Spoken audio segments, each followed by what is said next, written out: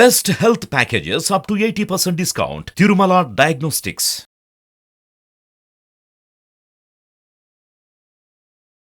నమస్తే, welcome to Suman TV. నేను మీ యామ్ని. ప్రస్తుతం మనతో ఉన్నారు ప్రముఖ ఆధ్యాత్మికవేత్త, ప్రముఖ జ్యోతిష వాస్తు పండితులు సుభాష్ శర్మ గారు ఉన్నారు. వారితో మాట్లాడదాం. నమస్కారం గురుగారు. శ్రీమాత్రే నమః. గురుగారు, ఇప్పుడు సోషల్ మీడియాలో చాలా ట్రెండింగ్ అయింది. ఏంటంటే సంక్రాంతి రోజు కీడు వచ్చింది కాబట్టి ఇద్దరు మగపిల్లలు ఉన్న వాళ్ళు, అంటే ఒక్క మగపిల్ల ఉన్నారు, గాజులు ఇవ్వడం అలాంటివి ఉంది. అసలు ఇది మన శాస్త్రంలో ఉందా అండి? తప్పకుండా తెలియజేస్తానమ్మా. ముందుగా ప్రేక్షకులందరికీ శ్రీమాత్రే నమః, శ్రీ గురుభ్యో నమః. జ్ఞానినాంనపి చేతాంసి దేవీ భగవతీ హిసా బలాయ కృష్యమోహాయ మహామాయ ప్రయశ్చతి. శాస్త్రమునందు ఈ విషయాలు ఎక్కడా కూడా చెప్పలేదు. ఇవన్నీ కూడా అప్పట్లో ఏం చేసేవారంటే పల్లెటూర్లలో అనేక విధములైనటువంటి నమ్మకాలు ఉండేటటువంటివి. పల్లెటూరులో ఒక స్త్రీ నుండి ఇంకో స్త్రీకి అవి చెప్పి అవన్నీ ఒక న్యూస్ లాగా స్ప్రెడ్ చేసేటటువంటి వాళ్ళు. నిజానికి ఈ గాజుల పద్ధతి అనేటటువంటిది అంతకుముందు పోయిన సంవత్సరము ప్రతి ఇంటికి కొబ్బరికాయ కొట్టాలి అని చెప్పేసి ఇలా ఎన్నో సంక్రాంతి వచ్చింది అని అంటే గనక ఏదో రకమైనటువంటి న్యూస్ని స్ప్రెడ్ చేసేస్తూ ఉన్నారు. నిజానికి శాస్త్రం నందు ధర్మం నుండి ఇది చెప్పడం లేదు. ఇది ఎక్కడ కూడా చెప్పబడలేదు. చెప్పడం కూడా అవాస్తవము అని చెప్పుకోవచ్చు. ఎందుకు అని అంటే గనక ఈ ఇద్దరు సంతానం ఉన్నటువంటి వారు ఎవరైతే ఉన్నారో ఒక సంతానం ఉన్నటువంటి వారికి 5 రకముల గాజులు ఇవ్వాలి అని చెప్పేసి నేను కూడా ఇన్స్టాగ్రామ్లో సోషల్ మీడియాలో చూశాను. కానీ అది అంతా కూడా శుద్ధ అబద్ధము. దానిని పాటించవలసినటువంటి క్రతువులు లేవు, నియమాలు లేవు. అది ధర్మం నందు శాస్త్రం నందు చెప్పలేదు. చెప్పనటువంటి దాని గురించి మనం పాటించవలసిన అవసరం లేదు.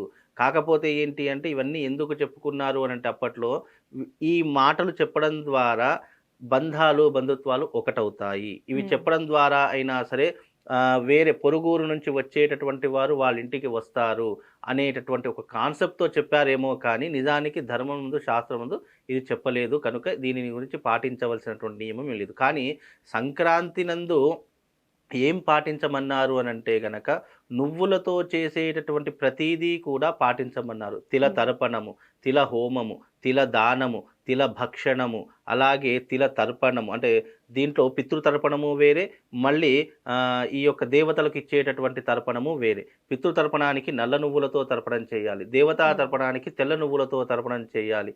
అలాగే తిల స్నానము. ఈ 6 రకములైనటువంటి విధానాలు పాటించాలి అని సనాతన ధర్మము. అది కూడా మీరు చూసుకోవచ్చు ఎక్కడ చెప్పారు అనేటటువంటి విషయం కూడా అందరికీ డౌట్ అవుతుంది. ధర్మసింధు అనేటటువంటి గ్రంథంలో చాలా చక్కగా చెప్పారు. అంటే సంక్రాంతి ఏ విధంగా ఆచరణ చేసుకోవాలి, మన సనాతన ధర్మం ఎలాంటి విలువలు చెప్పింది అనేటటువంటి విషయాన్ని చాలా సంక్షిప్తంగా ఆ ధర్మసింధు అనేటటువంటి గ్రంథంలో నిక్షిప్తంగా వివరించడం జరిగింది. అంటే ఈ యొక్క గాజులు అనేటటువంటివి ఎవరో సృష్టించినవి, ఎవరో చెప్పినటువంటివే తప్ప ధర్మమునందు అయితే చెప్పలేదు. మనం ధర్మం ఏ రకమైనటువంటి పద్ధతి ఆచరింపమని చెప్పిందో అదే రకమైనటువంటి పద్ధతి గనక ఆచరిస్తే మనకు దానివల్ల పుణ్యము పురుషార్థము రెండూ కూడా కలుగుతాయని చెప్పేసి చెప్పారు. అయితే ఈ సంక్రాంతి రోజున చేసేటటువంటి దానం, విశేషమైనటువంటి దానం ఏమిటి అంటే గనక మనము నువ్వులు దానం చేసుకోవచ్చు. అందుకే సంక్రాంతి వచ్చింది అంటే నువ్వులతో విపరీతమైనటువంటి ప్రోడక్ట్స్ తయారవుతాయి. అంటే తినేటటువంటి అప్పాలు కానీ, మురుకులు కానీ, చక్నాలు కానివ్వండి, ఇవి చాలా విపరీతంగా చేస్తూ ఉంటారు. అంటే ఆ సమయంలో నువ్వులతో తినేటటువంటి ఆహారము ఆరోగ్యానికి హేతు అవుతుంది.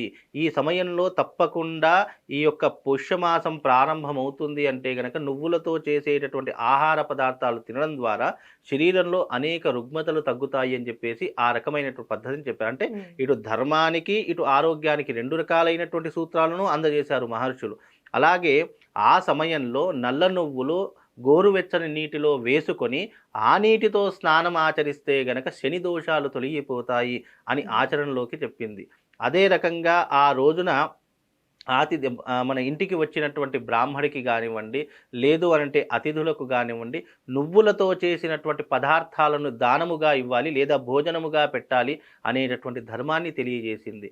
అదే రకంగా ఆ రోజున తిల హోమము చేయాలి. అంటే హోమము కేవలం నువ్వులతో మాత్రమే ఆచరణ చేసుకోవాలి అనేటటువంటి పద్ధతులు మాత్రమే చెప్పింది తప్ప ఈ రకమైనటువంటి గాజులు ఇవ్వాలి, చెయ్యకపోతే ఏదో కీడు జరిగిపోతుంది, ఏదో రకమైనటువంటి ఇబ్బందులు జరిగిపోతాయి అనేటటువంటి సంఘటన అవాస్తవము. ఇది ఎక్కడా కూడా చెప్పలేదు. కనుక దీనిని ప్రజలు విశ్వసించగలరు. సో ఇప్పుడు అందరి చేతిలో స్మార్ట్ ఫోన్స్ అయిపోయాయి, వాళ్ళ ఇష్టం వచ్చింది ఏదంటే అది పెట్టేస్తున్నారు. తెలియనటువంటి ప్రజలు ఇవన్నీ కూడా అంటే మూఢనమ్మకము అనేటటువంటి పదం దీని ద్వారానే పుట్టింది. అంటే శాస్త్రం నందు లేనివి విషయాలు కూడా వీళ్ళు అనవసరంగా కల్పితాలుగా చేసి ప్రజలను రూమర్స్ గా క్రియేట్ చేసి ప్రజలను పిచ్చి వాళ్ళని చేస్తున్నారు.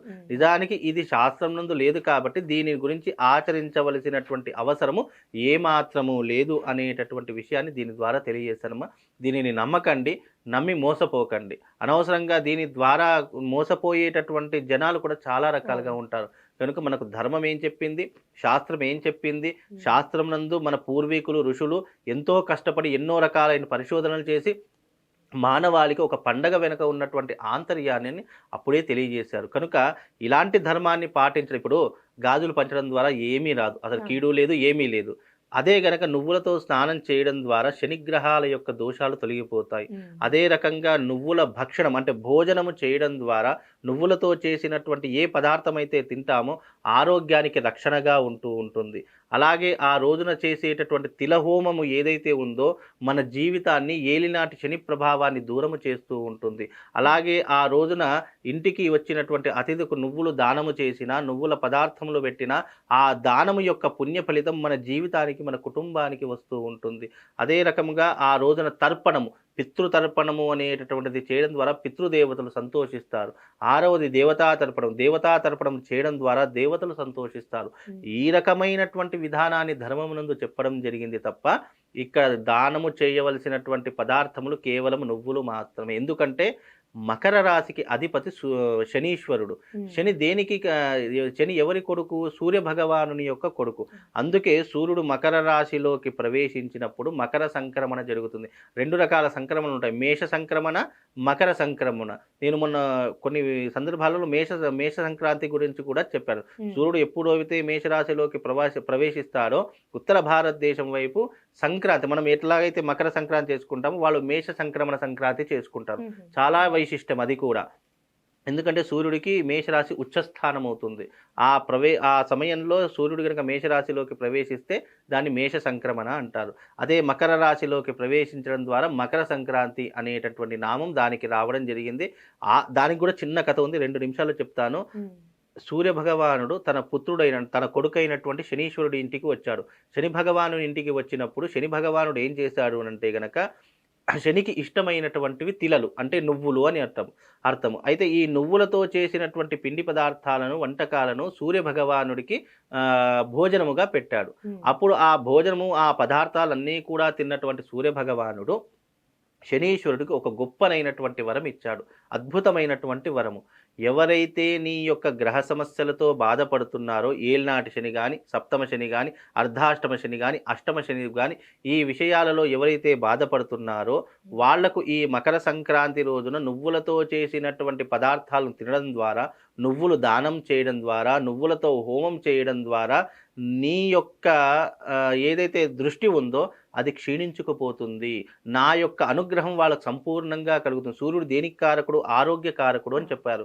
శని దేనికి కారకుడు? ప్రాణకారకుడు అన్నాడు. అంటే అపమృత్యు భయములు, అపమృత్యు దోషములు, శని వల్ల కలిగేటటువంటి పీడలు ఇవన్నీ కూడా దూరమైపోతాయి అని చెప్పినటువంటి విధానమే మకర సంక్రాంతి యొక్క నిర్ణయం. అంటే సూర్య భగవానుడు తన కొడుకుకి ఇచ్చినటువంటి వరమే ఈ రోజున మనం మకర సంక్రాంతిగా జరుపుకుంటున్నాం.